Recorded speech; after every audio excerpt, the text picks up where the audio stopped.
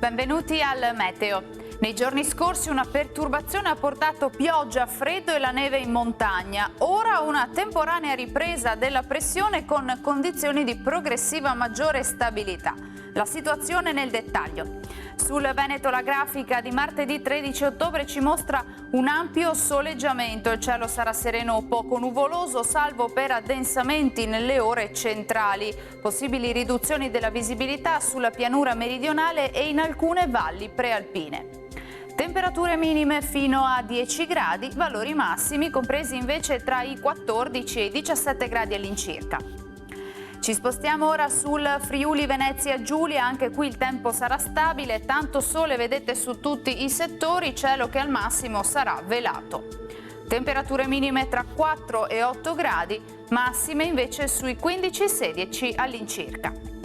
E ci spostiamo infine sul Trentino Alto Adige, anche qui bel tempo, sarà soleggiato e non sono previste precipitazioni particolarmente degne di nota. Temperature minime sui 3 gradi, massime sui 16 gradi. Dal Meteo di Antenna 3 per ora è tutto, grazie per l'attenzione e arrivederci.